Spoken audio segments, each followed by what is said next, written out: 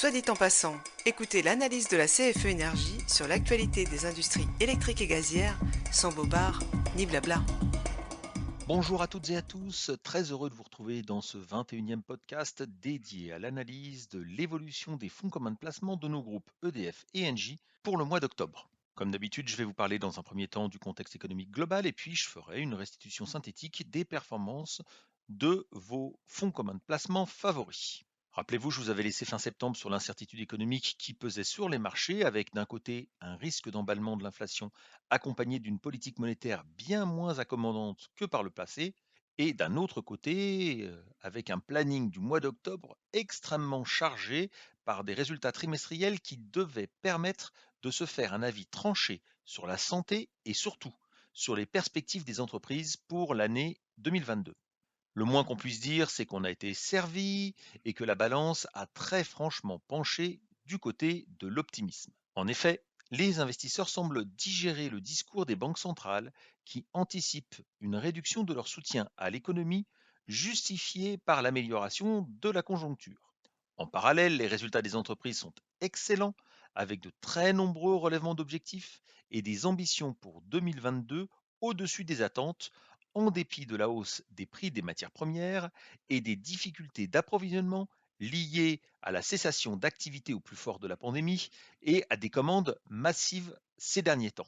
Voilà donc un mois de septembre exceptionnel qui se rapproche de ses records pour ce qui est de l'indice phare français du CAC 40 qui date de 1999 et dont les perspectives semblent florissantes. Attention néanmoins à un excès d'optimisme qui est toujours le prélude à de sévères corrections et le moins qu'on puisse dire, c'est qu'en ce moment, il y a de l'optimisme.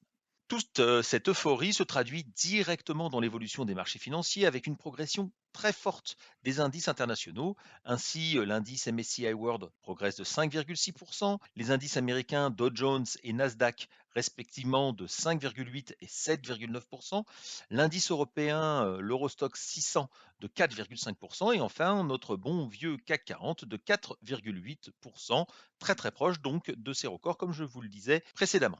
Il va sans dire que nos FCPE reflètent parfaitement cette tendance haussière. Seuls les fonds composés majoritairement de monétaires, qui sont des emprunts court terme répercutant la faiblesse des taux pratiqués par les banques centrales, continuent de baisser doucement. C'est le cas des épargnes monétaires sur le PEG, de cap défensif sur le PERCO EDF et de PERCO monétaire sur le PERCO Engie. Ces fonds sont ultra défensifs et ne peuvent pas progresser au regard de la politique monétaire actuelle. Tous les autres fonds progressent sans exception. Une fois n'est pas coutume, ce sont les actions Engie et EDF qui augmentent le plus, avec des hausses très importantes de 5 et 17%, et le multiple EDF de 31%. Les fonds qui contiennent des obligations de façon plus ou moins importante progressent entre 0,15% pour le FCPE obligataire du PEG et de 2,12% pour le FCPE diversifié du PEG également. Enfin, ceux qui contiennent beaucoup d'actions ont profité à plein de la hausse des marchés avec des hausses entre 2,21%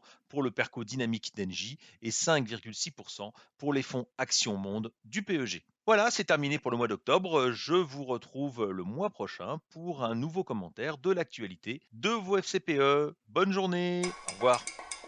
Soit dit en passant, écoutez l'analyse de la CFE Énergie sur l'actualité des industries électriques et gazières, sans bobard ni blabla.